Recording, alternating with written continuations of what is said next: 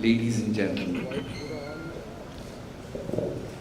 I have prepared a small note to address you today on this August occasion under the caption, How to Protect and Safeguard the Legitimacy and Independence of Judiciary Effectively.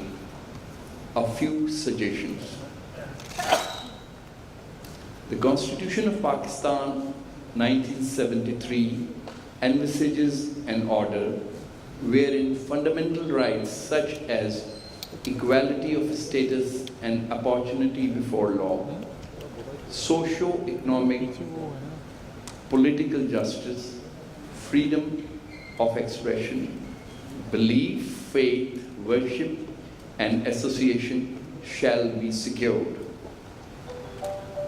It envisages provision for the minorities to freely profess and practice their religion and develop their culture, whereas Article 73 inter alia ordains the state of Pakistan to promote with special care the educational and economic interest of backward classes of all areas, remove illiteracy and provide free and compulsory secondary education within the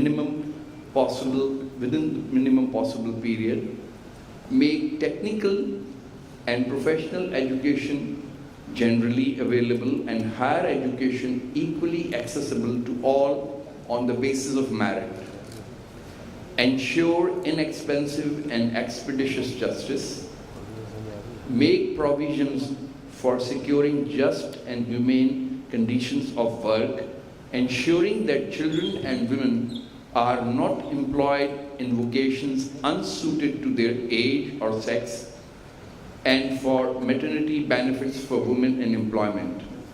In line with the aspiration of the people of Pakistan, as reflected through the preamble, Article 38 of the Constitution of Pakistan requires the state to secure the well-being of the people, irrespective of sex, caste, creed, or race, by raising their standard of living, by preventing the concentration of wealth and means of production and distribution in the hands of a few, to the detriment of general interest, and by ensuring equitable adjustment of rights between employers and landlords and tenants. It further provides that to provide for all citizens within available resources of the country facilities for work and adequate livelihood with reasonable rest and leisure. Provide for all persons employed in the service of Pakistan or otherwise social security by compulsory social insurance or other means. Provide basic necessities of life such as food, clothing, housing, education, and medical relief for all such citizens, irrespective of sex, caste, creed, or race, as are permanently or temporarily unable to earn their livelihood on account of infirmity, sickness, or employment. Reduce disparity in the income of earnings of individuals, including persons in the various classes of the service of Pakistan. Whereas the state, through Article 3 of the Constitution, has committed itself to the elimination of all forms of exploitation and the gradual fulfillment of fundamental principles, from each according to his ability to each according to his work, and thus to eliminate exploitation of the poor and the weak. Article 25 of the Constitution ordains equality of citizens before law and guarantees equal protection to law. Sub-Article 2 thereof specifically provides that there shall be no discrimination on the basis of sex. Under the Constitution, the superior courts in Pakistan are guardian and protectors of Constitution. It is the duty of courts to ensure supremacy of the Constitution and protection of the fundamental rights of people, and to prevent all including individuals and groups and the state machinery from committing any excess or transgressing their limits as prescribed by law, and to conduct themselves in accordance with law.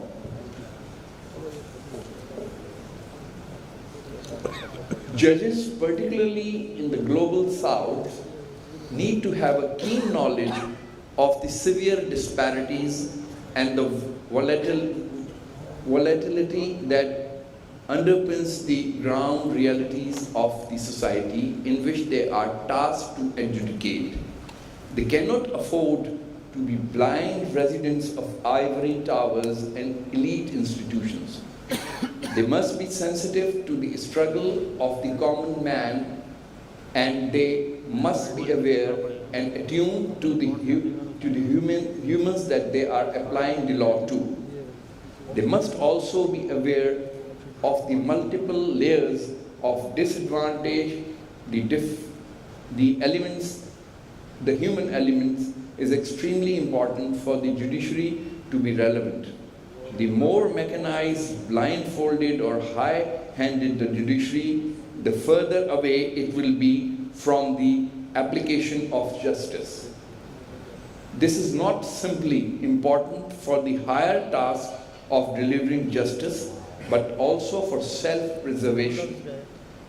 A people-oriented judicial system is also imperative for the stability and independence of the judiciary and for strengthening democracy. Prominent political scientist Credit House notes that Latin American presidents who have targeted the judiciary have seemed to have skillfully played on the public's dissatisfaction with elite institutions. In order to ensure that the people in this country are dealt with in accordance with law as envisaged by Article 4 of the Constitution, it is imperative that they have easy access to justice with confidence that their just and lawful grievance against individual groups or against any government functionary or body shall be redressed fairly and expeditiously, in a just and lawful manner, and without any discrimination towards their caste, creed, race, sex, status, social or otherwise. For this to happen, an elaborate judicial system compatible with the aspiration of the people has to be placed in order, which should be manned by honest, competent, and capable individuals who may discharge their duties and functions of dispensation of justice and managing the court system with dedication, devotion, and competence, without fear, favor, or ill will. And for this, the functionaries are required to keep themselves insulated from religious, gender, and class biases. Undoubtedly, access to justice is extremely difficult and cumbersome for the poor, especially for women and members of minority community. Every effort should expeditiously be made to facilitate the deprived and underprivileged segments of the society to access the courts for easy, fair, expeditious provision of justice. Various recommendations have been made and measures adopted for easing out heavy pendency of court work. However, we are still facing a heavy backlog of cases. It has been suggested, among other measures, that the number of judges in district as well as higher judiciary be enhanced. However, for doing so, we need to have competent, committed, and honest qualified personnel, of which there is a dearth.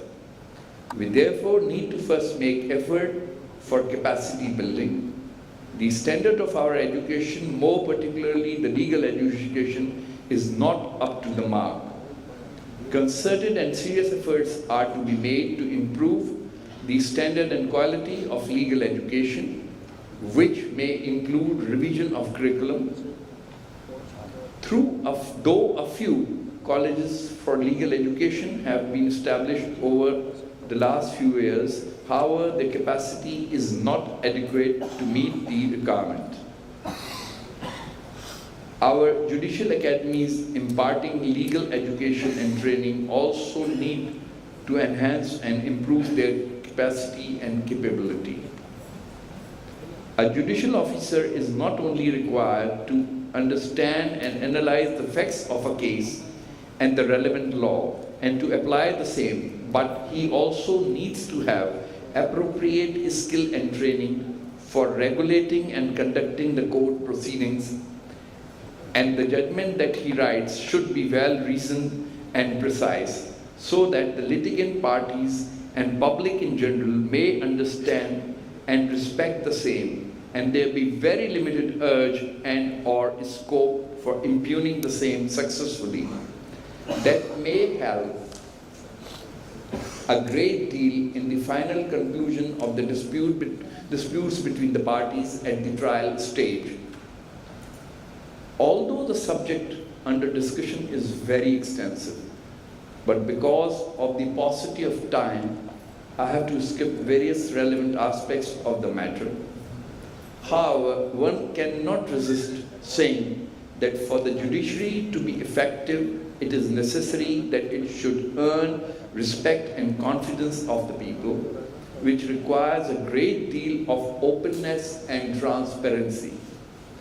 The judiciary acts in the interest of the people as a whole and within the limitations provided by law. The legal framework by which society lives is evolved by the legislature. Provision of such framework are enforced and executed by the executive. The judiciary adjudicates between the members of society and the state and between the members of society themselves. It is only an independent judiciary which can hold the government to account for their actions, which are justiciable and may ensure due enforcement of and compliance with laws. The Constitution provides for and guarantees independence of judiciary, not as a privilege to the judiciary in its own interest, but for the reason that the independence of judiciary is imperative for the rule of law and is in the interest of those who seek and expect justice. Judicial independence is also a prerequisite for impartiality of judges and for ensuring equality before law and the courts. For all and more so for the vulnerable and downtrodden. It is a sine qua non for judiciary to safeguard the democracy and human rights. For maintaining and ensuring its independence, judiciary also has to insulate against all inappropriate connections. Judicial power and authority is the linchpin of the constitutional framework and is subject to the rule of law. For maintaining the independent judicial power, it is also imperative that the appointment of judges be based on objective criteria so that the people may have faith and confidence in such appointments and the appointees as well. Keeping in view the best interest of the people, judiciary must remain conscious of their limits to judicial and legal intervention in relation to political decision by the legislative and executive limbs, and that it should not step out of the prescribed parameters of exercise of its judicial powers. Therefore, drawing the parameters through judicial pronouncement or rules framing is absolutely necessary so that the exercise be regulated and not be left to the whims of any single individual, and certainty and predictability be brought into law and the role of higher judiciary. Thank you.